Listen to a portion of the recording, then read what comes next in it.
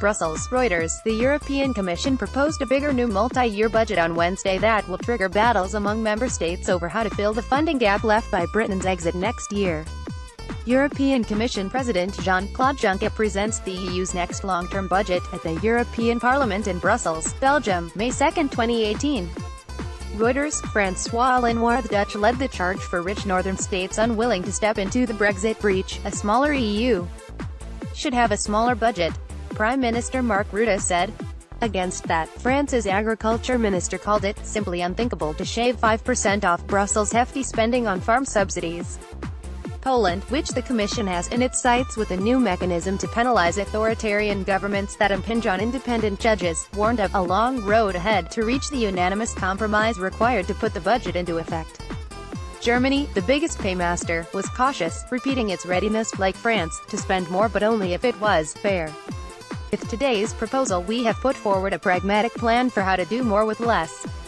Commission President Jean-Claude Juncker told the European Parliament in launching the proposal to spend about 10% more in 2021 to 27 as a share of output. Among highlights are sharp increases in spending on border defences against illegal immigration as well as on foreign aid, plus more investment in common EU defence schemes, research and technology and on helping Eurozone governments in difficulty. His plan to spend about 1.11% of the 27 nations' combined economic production compared to 1.03% of the pre-Brexit 28-country multi-annual financial framework now in place. It is worth €1.28 trillion, $1.53 trillion, adjusting for future inflation, or €1.14 trillion at today's prices, about €160 billion a year, compared to €150 billion now. That, the Commission argues, will be less than a daily cup of coffee for 440 million Europeans and as cheap as the price. National governments typically tax and spend 40 times as much. European Commission President Jean-Claude Juncker and European Union Budget Commissioner Günther Oettinger speak before the start of the plenary session on the EU budget at the European Parliament in Brussels, Belgium, May 2, 2018. Reuters. Francois LenoirThe proposal asks member states to let Brussels raise new money directly from new taxes on plastics, designed also to help the environment, and on big global tech firms. But it will also require governments in the wealthier West to chip in more as Britain stops paying its annual €10 billion or so. Some will also see EU rebates phased out over 5 years.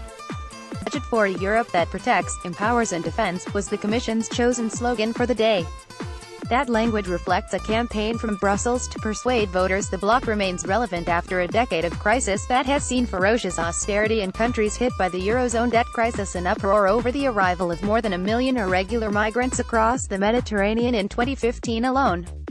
The Europe that protects has also become a familiar demand from French President Emmanuel Macron, as he tries to work with German Chancellor Angela Merkel to tighten integration after the ever-skeptical British have left, while easing fears among voters that the EU means open borders and jobs exported abroad. Slideshow. 3 images. Furious battles among member governments, however, may cast a shadow over the Commission's efforts to patch over rifts as Juncker tries to rally East and West, North and South, big and small states behind a post-Brexit relaunch next year. EU Budget Commissioner Günther Oettinger, who has called for states to show unprecedented speed and agree the budget within a year or so, said it was inevitable that there will be disputes, there will be cuts, which many countries will complain about, he told German television. And there will be new spending, which the others will complain about. Additional reporting by Robin Emmett, Fu Yun-chi, Robert Jan Bartonek, Gabriela Bazinska, Peter Mosshagen and Alyssa de Carbonell, editing by Philip Blenkinsop and Richard Baum. 4th Hour Standards. The Thomson Reuters Trust Principles.